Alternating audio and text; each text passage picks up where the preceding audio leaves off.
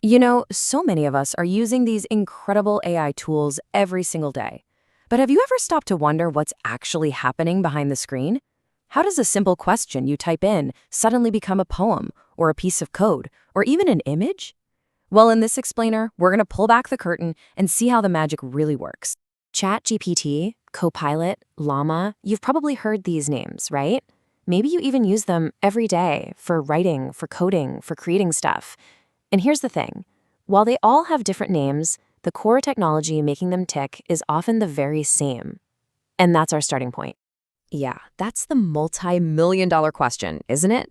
It feels like straight-up magic, but spoiler alert, it's not.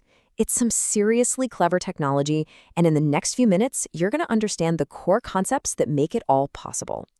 So, to get our heads around this magic trick, we've got to look at the one big thing that all of these tools have in common. It's a technology called a large language model. Okay, this is the key term for today, large language models, or, as pretty much everyone calls them, LLMs. This is the technology that's running the whole show behind the scenes. And honestly, once you get what an LLM is, you are most of the way there. So let's move on and get a formal definition. What exactly is a large language model? Okay, that's a mouthful.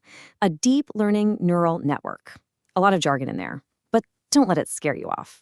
All that really means is that it's a computer system kind of inspired by the human brain that has been trained on an absolutely massive library of information. We're talking basically the entire internet.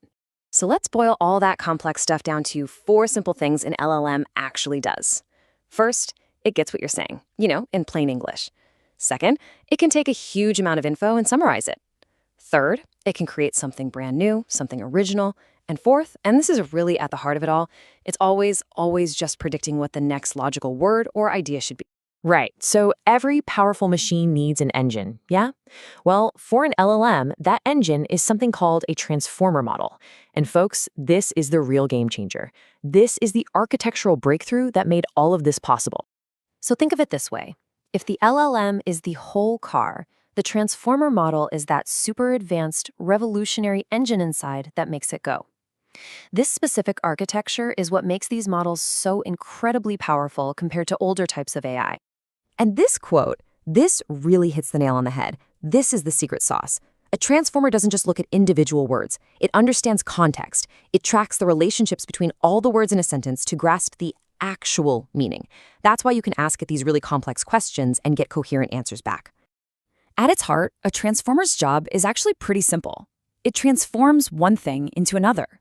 It takes your input, which is just a sequence of words in a prompt, and it transforms it into a new output sequence, whether that's an answer, a summary, or even a piece of art. Okay, so if the transformer is our engine, every engine needs fuel, right?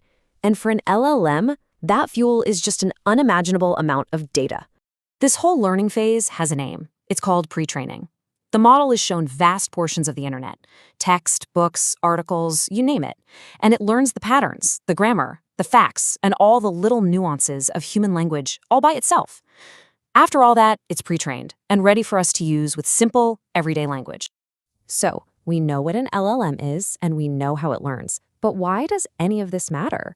Let's look at the incredible toolkit this technology puts right at our fingertips.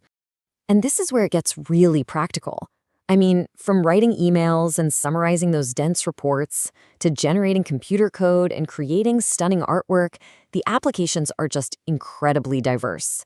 Each one of these tasks is really just a different kind of transformation from a prompt to an output.